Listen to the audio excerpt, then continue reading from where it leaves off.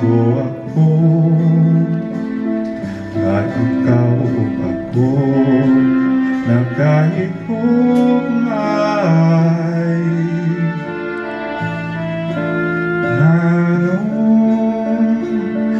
tanggung ko ikaw tanggung kanunay sa akong kamingaw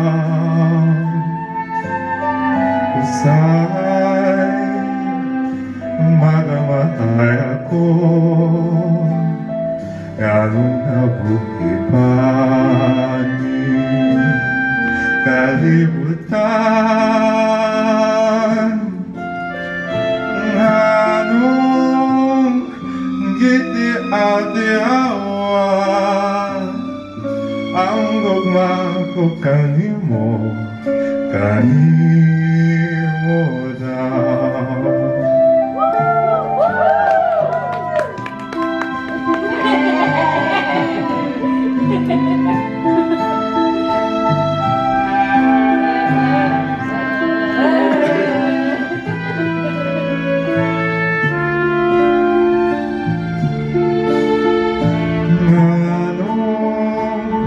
Tanggung ko ikaw tanggung sa kanunay sa akong kamingaw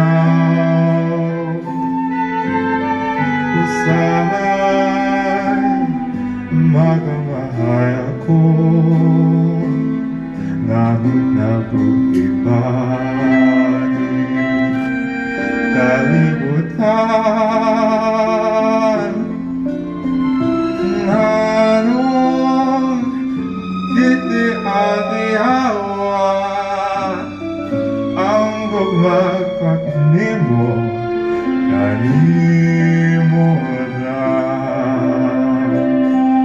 ang gugmagkat nimo kanimo na.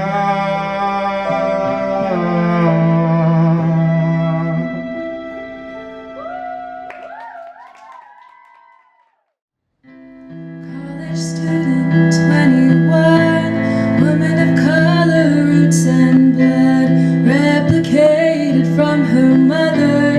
Expectations fall on her, working part-time to get by, to make a living in her life, at a place away from home, feeling like she's on her own. She does it for her family, so that they would really see how hard she works herself, wishing they would tell her she is more than enough.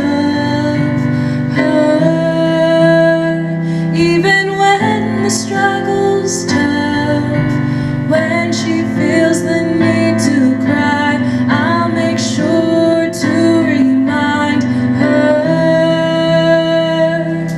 she's the jewel that always shines.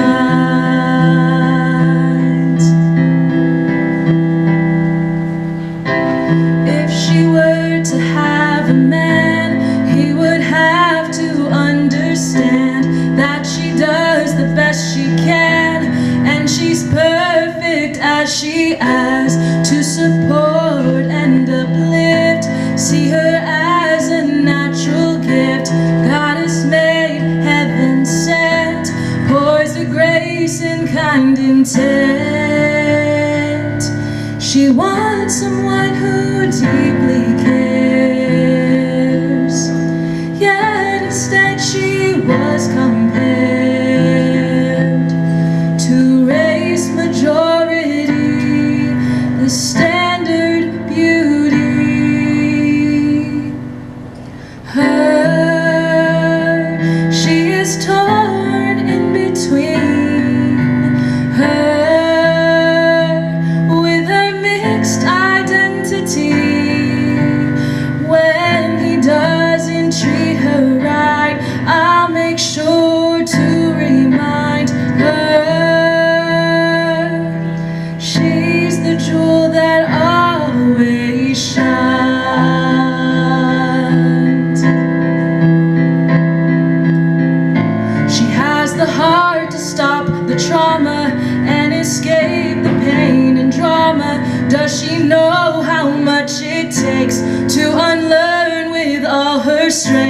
standing here, she's the dream ancestors wish to be. She's deserving to be proud how she grew up and turned out.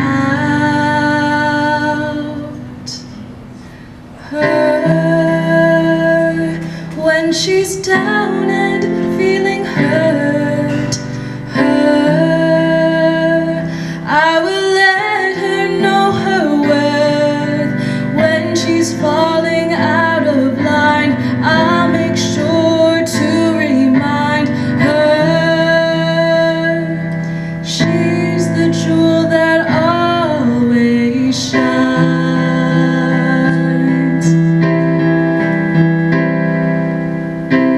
In the future that's to come, generations one by one, days of shine turn to years as more jewels reappear.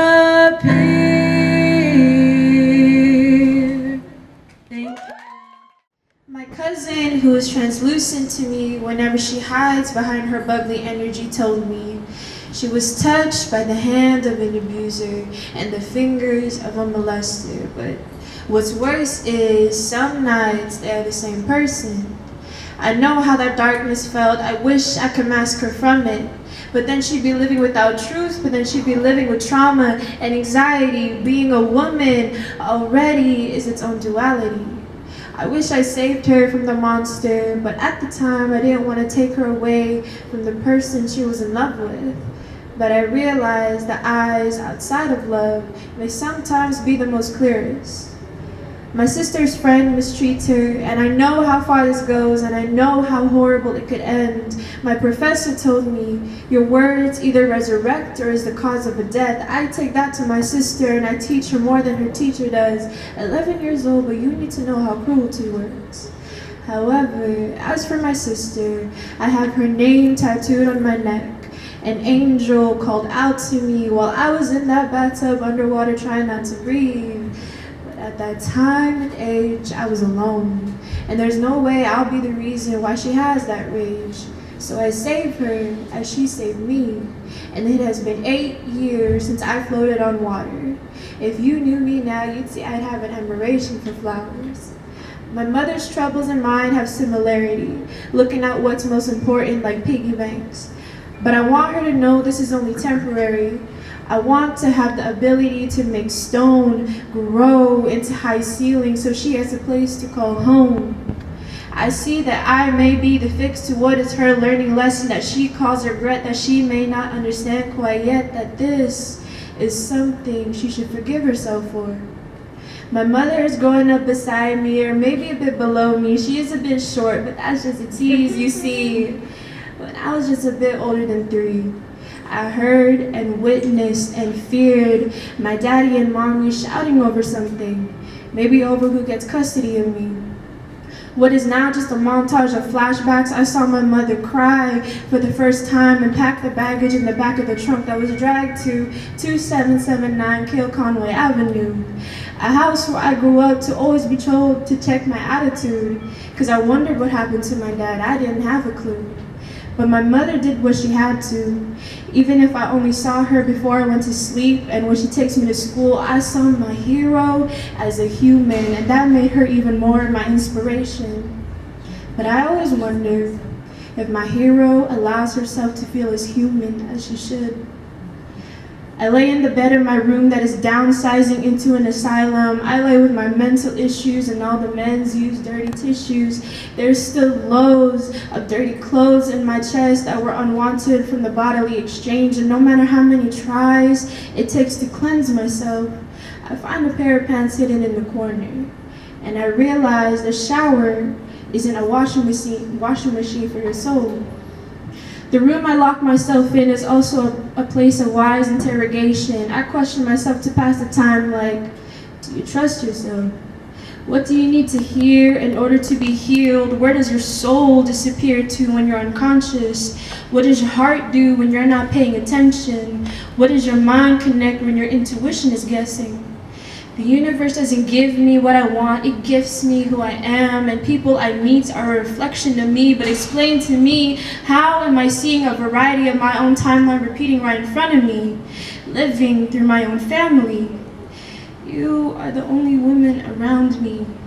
We cannot get lost in what the world throws at us. We need protection from their own projection, because I've never seen anybody so thirsty for the water that they drown in. I desire for the women to meet their healing, to become their true calling. Today is the day, it'll only be today. Being a woman is its own power, but what's scary is everybody can see it. I hope the eyes inside of this love within us are the ones that's clearer. Thank you. All right, thank you so much. This is such a privilege to be hosting this panel with 4 of our artists that are in the exhibit today that you see. So after the event, we invite you to talk to them, but also come and look at their art around this gallery. Down the line, we have Tanya, and we have Angelo, Hadi, and Hana. I'll read a quick bio. For Hadi, Hadi has been an artist from a young age and has been absent from doing arts for 35 years. He discovered his passion for the art in 2014 and was determined to pursue his dream of becoming a professional artist. He focused on portraits and still life, developing a style that's combined traditional techniques with contemporary elements. His work has a social, political themes and has been described as emotional, evocative, and thought-provoking. He has been praised for his ability to express complex ideas and feelings through his work. Yeah. And Hana Locke. Hana is a Bay Area visual artist and an SJSU graduate who explores the beautifully my alma mater too. Grotesque nature of life, death, decay, and rebirth through drawings and paintings. Hana draws much of her inspiration from Japanese and Western culture. She is especially fond of ballpoint pen, watercolor, acrylics, and which Hana uses to create intricate details and vibrant colors in her art. Yay! And right behind us is one of Hana's work right here as well. Angelo Lopez, since graduating with his degree in illustration, he has painted murals for utility boxes, schools, library all over the Bay Area. He has completed his public art, Angelo was a political cartoonist for the Philippines News Today, a Filipino American newspaper based in San Francisco. He has won the 2016 Robert E. F. Kennedy Book and Journalism Award for editorial cartoons, and he has also won the 2013, 15, 16, and 18 Sigma Phi Delta Chi Awards for editorial cartooning for newspapers with circulation over 100,000. Yeah. Accomplishment. Tanya is born in India and graduated with a BFA from Chandigarh in 1982. She got married and moved to the United States, and after 9.5 years in an abusive marriage, she divorced and never looked back. After raising her 2 kids, she has stopped painting for 22 years, and until a friend encouraged her to start painting again. Which is now her second career she found through her artwork. A lot of her artwork united people together. Her Spoil Me Salon in Mountain View is her art gallery. It is a haven where she keeps her art, culture, and beauty alive. She has spoken at the White House about women's empowerment and leadership and has had her work shown nationally and internationally. So my first question for all of us, for all of the artists here is, can you talk about your specific AAPI identity and how it affects the way that you create your art? I guess we'll just go down the line. Yes. Thank you for the question, and it's a wonderful question. You know, first of all, when we come to the United States, we find our own identity, and we leave one identity behind and we start another new identity here. To me, it's been a wonderful journey for 40 years, and living in Santa Clara County, you know, we have every nationality. Learning about each other, sharing festivals together, eating together, and my journey has been very positive and wonderful. So I think it will continue this way, and I think the light has been shed on the Asian communities. The awareness has been wonderful, and especially right now at the spot where we're sitting. Look at the unity we have right now. And I wanted to thank Trami for putting this platform for us to be here and uniting us today and forever. So thank you. Thank you. Well, my name is Angelo Lopez. I'm a Filipino American.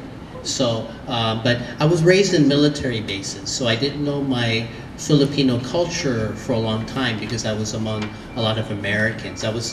They used to call, they used to say saying about banana, yellow on the outside, white on the inside. That was me. So, so during high school, that was the first time I met a lot of Filipino Americans. But they used to tell me, why don't you know the language? Why don't you know the culture? And it made me feel bad. But when I went to college, I took my first Asian American class, and that's when I first started feeling proud about my Filipino culture. And I began to learn you can be proud of being both Filipino and Filipino American. Before then, I used to think you had to choose. But then I began to realize that you can be proud of both your Filipino heritage, but be proud of being American too. But I'm still in the midst of being, learning about my culture. But I'm trying very hard. My cartoons helped me a lot because I had to do research, but also connecting to the community and stuff like Lead Filipino. This is the first time I've met them, but they're pretty cool, right?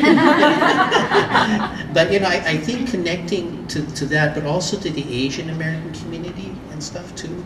And I guess I think all of us will be praising Trami and stuff. But but I'm grateful for that because it's nice to meet a lot of Asian American artists.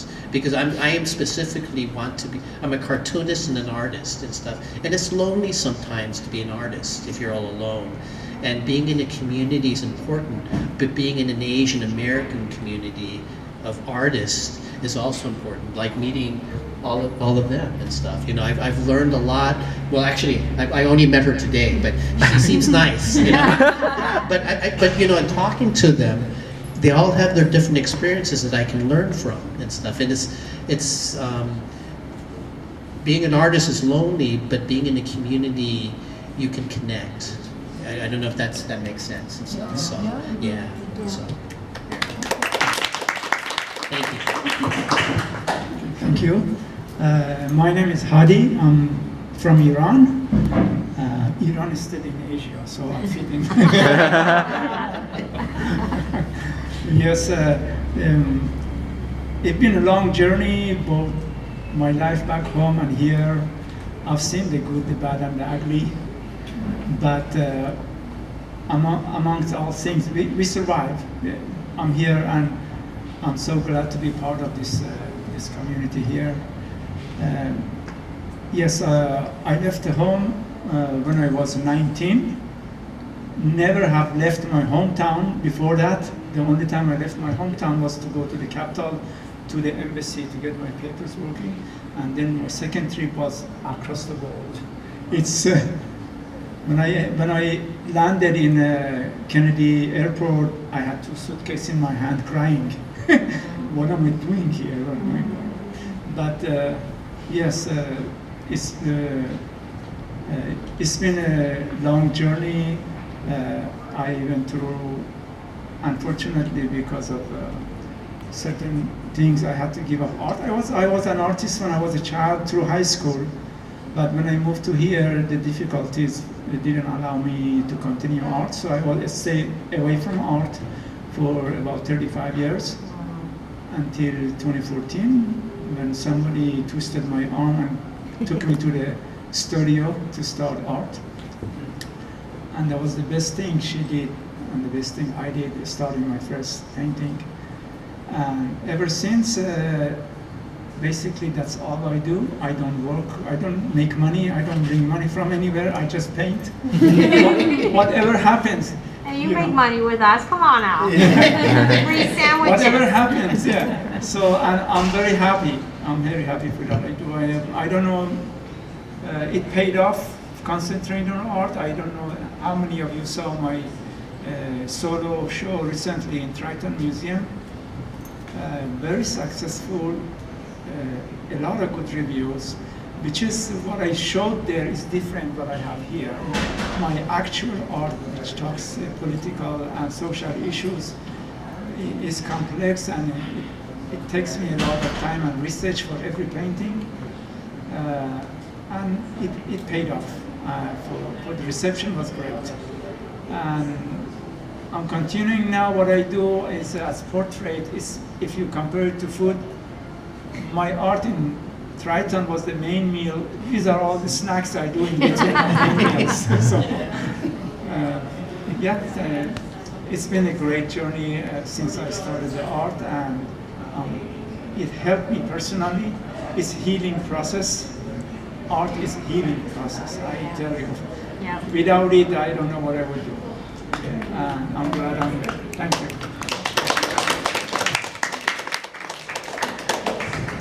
Hi, I'm Hana. I'm Japanese Chinese American, born and raised right here in the Bay Area.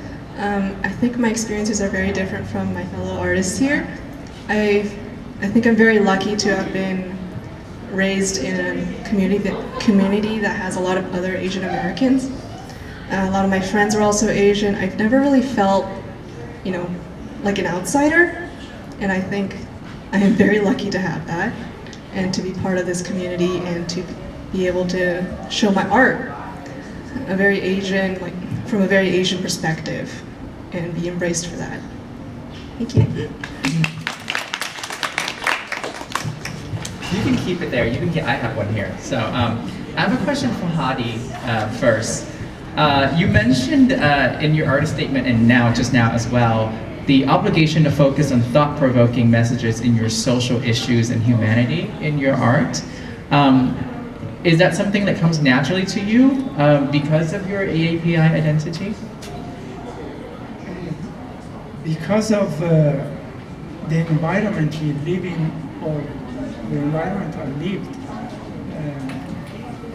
places that are always troublesome from outside and inside, and people are hurting, people are having problems.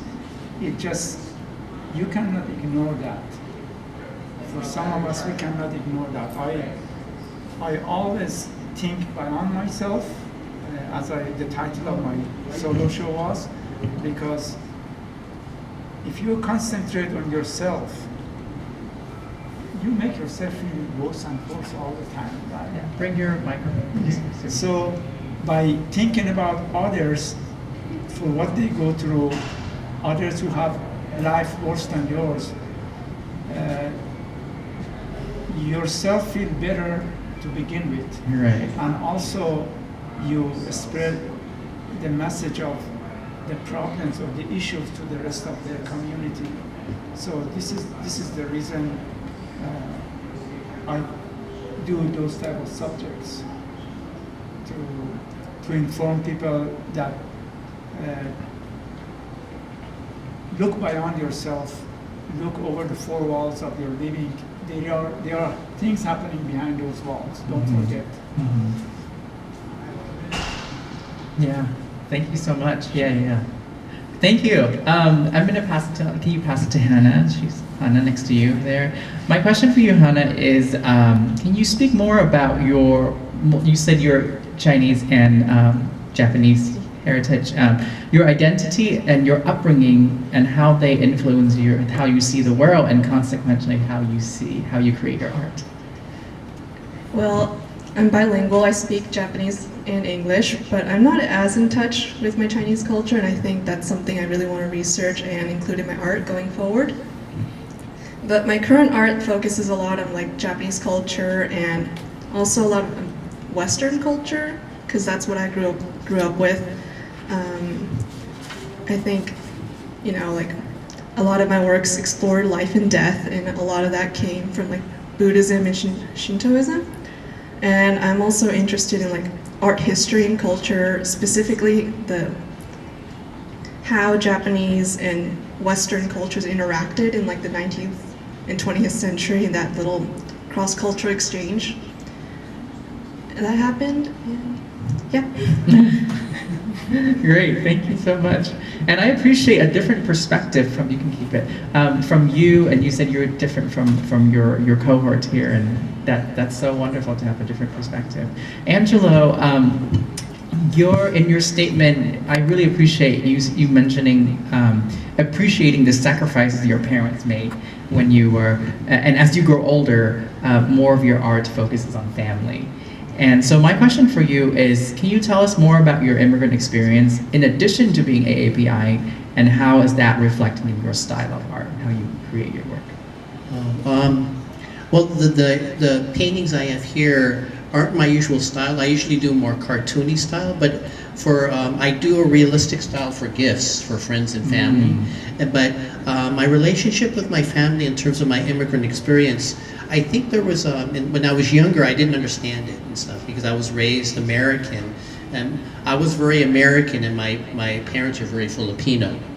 And so as an American, I always wanted my parents to say they loved me. But my parents wanted to show that they loved me.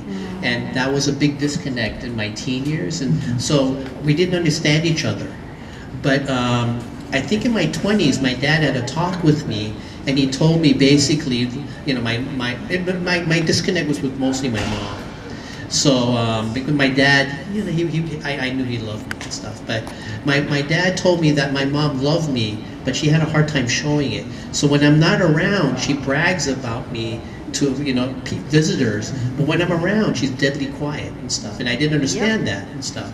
So, and I learned there's something called love language. You know, like their love language is very different than mine, and I had to understand their love language in order to have them to you know, the way they show they love me is by I come home and they feed me as much as they can and stuff. And so they try to stuff me with food, right? Yeah. And stuff. And for a while I didn't understand that and stuff. I just thought that they just had extra food. And but I realized, especially with my mom, because my mom and dad, they were part of the World War II generation. So you know, the trauma of the war. I'd never gone through a war. So I didn't, because I was raised in America, so I didn't understand that and stuff. So you know, I think that part of the immigrant experience is sort of like secondhand. Does that make sense? Yeah. Where like I had to learn, I had to understand the way they think as Filipinos, and they had to sort of, I don't know if they ever understood the way I thought as an American and stuff. But I you know, in understanding that, I since my 20s and stuff, my mom passed away like about 1.5 years ago, but you know, I think in our last years, we grew to love each other without, it's unfair to ask my parents to show their love in a way that they don't understand and stuff, or the way they never learned how to express and stuff. So I learned that you know, and you know, every once in a while I try to tell my dad I love him and stuff, but he's always uneasy about that. So you know, but I do it anyway because it's kind of fun sometimes to make him feel uncomfortable. But I think that's sort of the in terms of the immigrant experience, in terms of my paintings, that's sort of you know, Just their way is the right way. yeah, there are ways that, you know, just, you know, I make sure not to eat before I just, yeah, so, thank you. Thank you. I think there's something very special being in an AAPI space where there's a universality of shared common experience that you don't see in a regular, you know, normal American space. Because I understood exactly what you're talking about. My mom's gonna stuff me with food when I go home tomorrow, you know? So, Tanya, your question I have for you is, your art and you are so inspiring because of your goal to empower women, resulting from your own personal struggles and your lived experience. Can you tell us more about your creative process when you work, and with that powerful message in mind? Because you have to try to put that in your work, or it just flows. Thank you for the question. this is a very personal question. Yes. To me, it's personal. Yes. So I have to go into my personal space to bring out the personal answer. As much as you're willing to share. Of course, I am. I'm a meditator, so I meditate a lot. To me, art is meditation. So when my own suffering comes up, it definitely needs to comes out. To come out, art is my medium. I'm very glad that I have the platform and I have the supplies and I have the encouragement. So when I paint, I bring out the canvas and we become one. And each time when I gather my palette, I do not have the same method of putting my paints out because it's going to be a different experience. Meditation, medium, and the experience. And there's one more word I'm trying to think, which is when I'm in touch with my feelings and I do not know what I'm going to paint. I love blank canvas. A lot of time artists like to have put something on their canvas. To me, it has to be clean, blank canvas. So the canvas and I become one. So from there, what is going to come out? It's the oneness.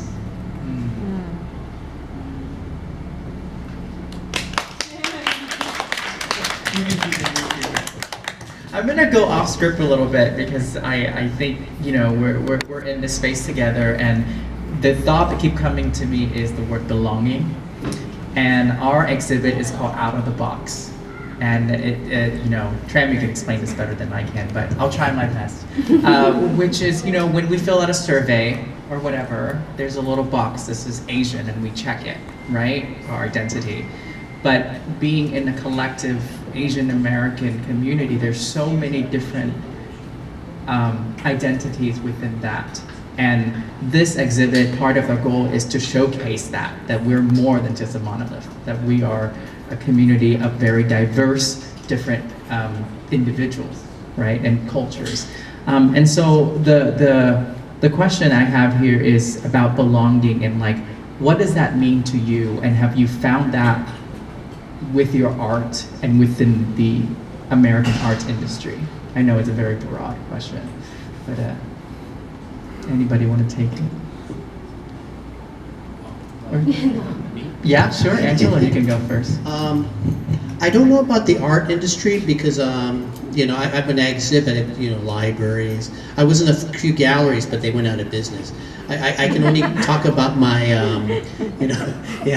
that's although I think that Chopsticks Alley will be a very successful. I will say, but, little plug there. but I think I could talk about the community newspaper because I did a lot of cartoons and stuff. That made me feel very connected because before then, I really didn't know anything about what was going on with the Filipino American community and in the Philippines. It gave me a sense of self-esteem and stuff, and I think a lot of times, I'm trying to think in terms of your question.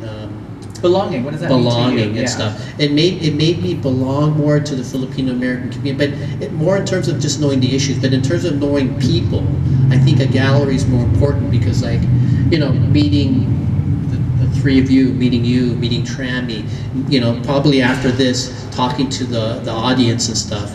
That's meeting in person and stuff. That's very different than knowing the issues. Knowing the issues, you can get depressed. You get a sense of knowledge, but being in a gallery, being in an art community, that sense of community, it's interpersonal. You form friendships. You form even acquaintances. People you see once in a while and say, hey, and stuff. But I think that's important. That sense of I guess in terms of belonging, when I talk about certain things like the food and the parents, everybody knows about that and stuff. So I can't think of anything else. Yeah. But I think belonging is important and stuff because it's better to be in a community than to be alone. Yeah.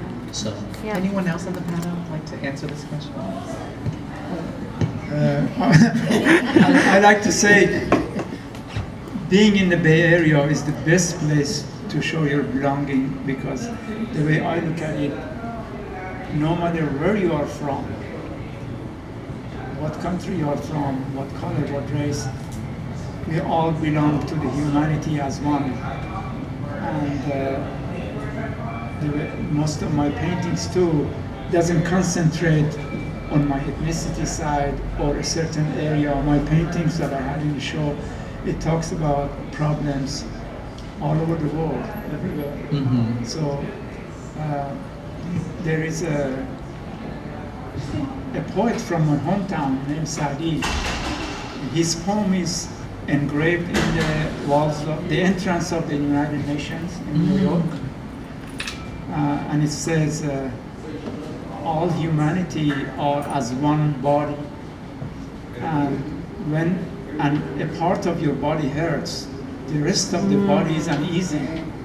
So if you don't feel the pain of another human being, don't call yourself a human being. It's a very, very strong point. That's why they have it on the United Nations Wall. And that's why I see myself as part of the whole world. I don't say I'm part of Iranian community or this community or that community. That's the way I look at it. Yeah, thank you. Sure. I'll just add, being in the Bay Area for 40 years, we are the melting pot. And we learn so much from each other. You know, having our neighbors from Vietnam or Philippines or Iran or India, so many countries. Let's see, Fremont is full of it's a boom town. You know, people from Iran, Pakistan, India, and many other communities. San Jose has its own different communities. So growing up here for 40 years, I think everybody's been so kind and good to each other. That's my experience. And the awareness right now at this moment, you know, you're spreading a wonderful message and a love and a unity through Chopsticks Alley. We are in our alley. Yeah. I will stay here. Oneness. Thank you. Oneness. Oneness. That's Yes. the thing. Yes. I used to live in Midwest. I went to school in Illinois. So when I graduated, I didn't even go for my graduation. I stuffed everything in the back of my car and ran throughout the West. This is the best place. Yeah. All right. Thank you so much again for sharing your stories. I think it's important, like again, what Ben was reiterating, that we are not a monolith and like we are deeper than just the box that we check. My question is as a creative and artist, during the moments of doubt and hesitation and feeling discouraged about your work, what is something that you wish you could tell younger you or the younger folks in the crowd or anyone trying to like get into art? Ooh, that's a good one. Younger than you, Hana? Well, you recently just graduated, right? So how was that? How was that experience? And what would you tell your younger self? It'll work out. Evidently, yes, it did. Anybody else have any words of wisdom? Just do art. Don't think about making money from art. Do art. No matter what, if you make money off of it or not, just keep doing it. Mine is slightly different and stuff. It's just that because I worked in the library in my 20s and 30s, I kind of felt like a failure for a while and stuff. But in my 40s, you know, after I married my wife and stuff, I kind of call her my good luck charm. I started doing cartoons for a paper. I did stuff for galleries, even though they went bankrupt. It was still nice to be in those galleries and stuff. But I think you know, if my advice for, you know, it's a marathon. It's not a sprint. It's you know if you want to be an artist, you'll go through your ups and downs. I guess the thing, find a way of paying the rent, and then after that, just find time to do your art and stuff. And I think when you do that, and you go through lulls. You know, remember we were talking about that? You go through lulls. I had a talk with her about art, and so you go through lulls where you kind of, nothing's happening, and then for whatever reason, things happen all at one time for whatever reason, and then there's lulls again, and then things happen all at once and stuff. So it's you know, I think that's right. Persevere. Yeah, you kind of persevere because you're going to go through ups and downs and stuff, but pay the rent, find time to do your art, and just you know, just go through the ups and downs. The ups are great. The downs, I think, is when you hang around with the community, because the community will tell you, oh, keep going and stuff. So. I would say don't give up.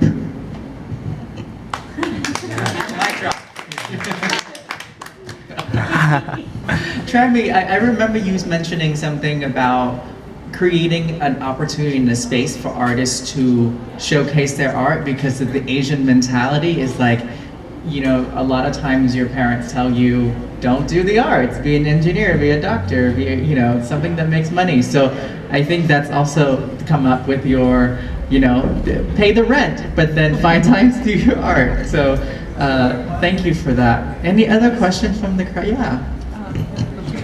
You want the mic? Okay. Record my question. All right.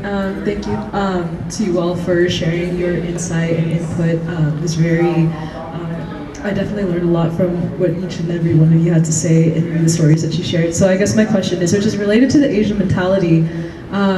So as artists, you were, or like in terms of like building up your career, you're told a lot that like to go at your own pace, take your time and all that kind of stuff. But sometimes when you go at your own pace, you find yourself slowly declining in to building up your career, and comes down to the point where like you're not doing anything at all. Hence experiencing imposter syndrome. So as artists, and I know that like when there are a lot of people around like in the community, and no matter where we are, we could have the tendency to compare ourselves, especially around other artists, about like compare ourselves like who has like better art, and like, you know, do we have any more material, and like especially the hustle culture is like coming down on it, especially being in Silicon Valley where it's very competitive, to always have to keep producing and like creating new content and all that kind of stuff. So how have you all as artists, you know, manage yourselves in those kind of challenges and obstacles? How do you manage imposter syndrome, and how do you manage combating against the hustle culture in today's world? Yeah, that's a tough question. She's good. I don't know yet. She's been gracing by. She's cool. Come back to me in a few years.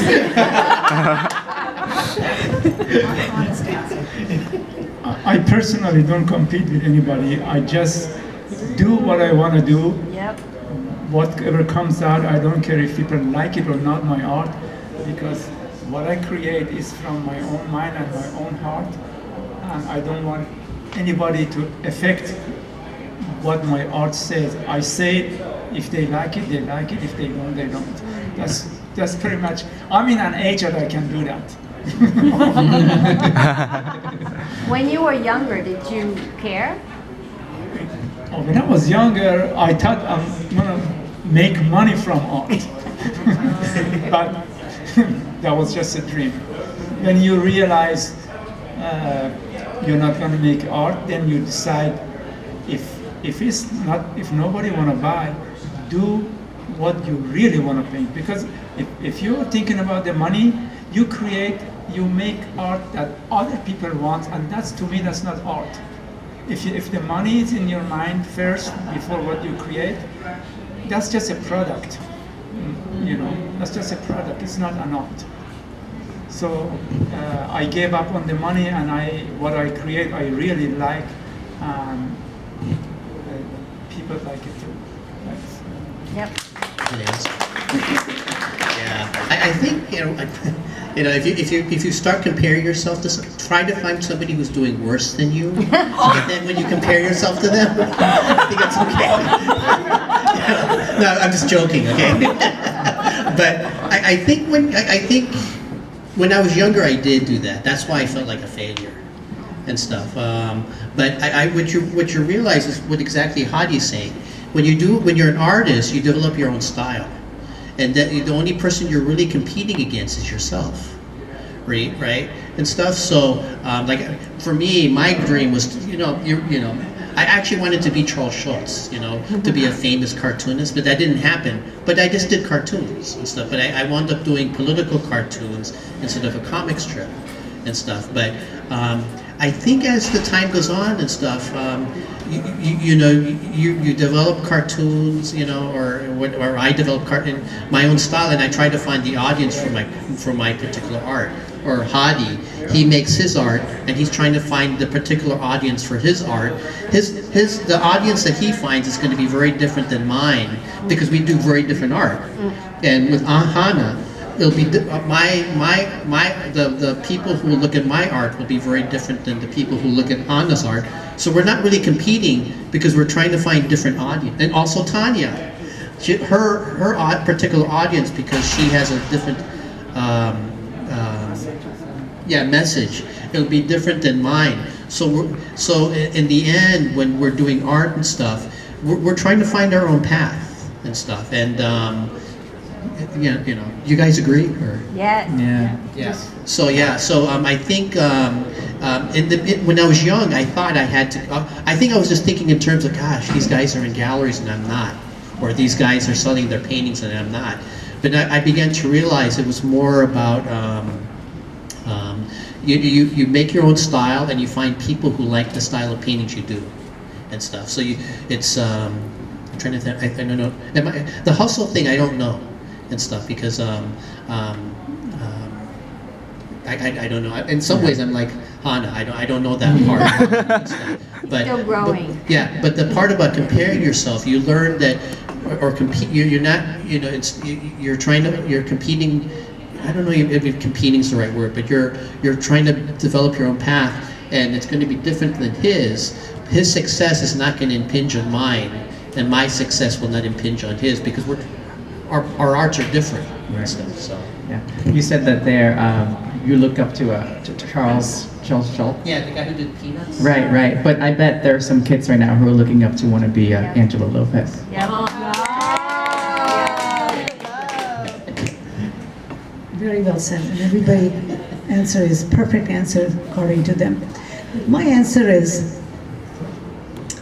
in two parts. One part is everybody has their own journey. You cannot compare my journey with yours, and I can't be you and you can't be me.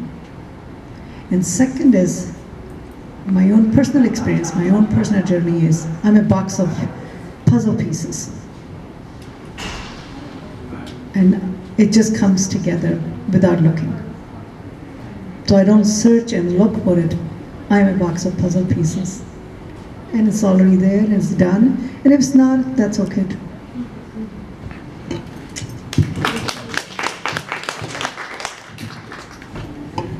That's it? All right. I think we're going to end it with that. What a wonderful panel. Please give it one more time for our amazing panel of artists. When I was 8, my parents treated me with the sweet I often ate, a cinnamon roll. This swirled aesthetic brown sugar drip, snow frosting lace, delectable to the taste, beloved dessert on a plate, spiraled of love in its purest state. And in that time, living in a nation that I thought was fine, until I grew up seeing the news and learned during a pandemic that began 10 years later about this particular spiral termed Asian Americans and Pacific Islanders hate. Date after date, my inner child at 8 cried at the sight and wondered why the people I racially identify were victims of the hate. Worldwide to the base by the spiral of hate, humanity disintegrates as respect obliterates and anger instigates a contagion to infuriate. The dominant race perpetrates with the rage you generate. Their accountability can't equate with the endless amount of blame thrown at us. We feel unsafe. An elderly man of my kind, in the same color of my skin. I observed that he was by himself, lost, no family with him present, alone. But in that moment, I saw hope. Hand in hand, looking like Lolo and granddaughter, through the surrounding eyes of others, where I helped him find his way through the city. He gifted me at the local bakery a cinnamon roll. Through this, I have learned our precious cultural worth and the altruistic ways that my parents portray.